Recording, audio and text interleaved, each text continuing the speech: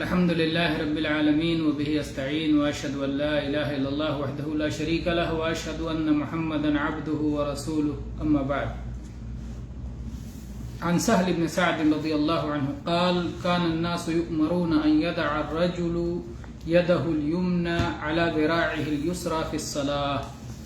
یہ صحیح بخاری کی حدیث ہے. صحیح بخاری میں 740 نمبر پر سہل بن سعد رضی اللہ عنہ روایت کرتے ہیں کہ نبی صلی اللہ علیہ وسلم کے زمانے میں، کیونکہ یہ اسی زمانے کے صحابی ہیں، کہتے ہیں لوگوں کو حکم دیا جاتا تھا کہ آدمی اپنا داہنا ہاتھ اپنے بائیں ہاتھ کے بازو پر رکھے صلاۃ کے اندر.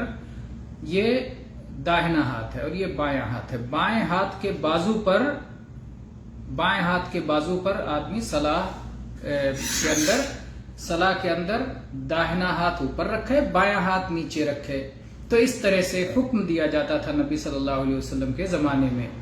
اسی طرح سے اس سلسلے میں عبداللہ ابن مسعود رضی اللہ عنہ کی حدیث ہے. سنن ابی داؤد میں 755 نمبر پر، جس کی سند صحیح ہے، علامہ البانی رحمہ اللہ نے صحیح قرار دیا ہے. فرماتے ہیں انہ کان یصلی فوضع یدہ الیسری علی الیمنی فرآہ النبی صلی اللہ علیہ وسلم فوضع الیمنی علی الیسری.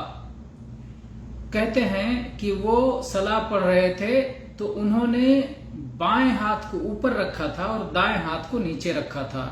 نبی صلی اللہ علیہ وسلم نے دیکھا تو اسے درست کر دیا، داہنے کو اوپر کر دیا، بائیں کو نیچے کر دیا. تو صحیح طریقہ یہ ہے کہ داہنا ہاتھ اوپر ہو، بایاں ہاتھ نیچے ہو اور سینے پر آدمی کا ہاتھ بندھا ہوا ہو.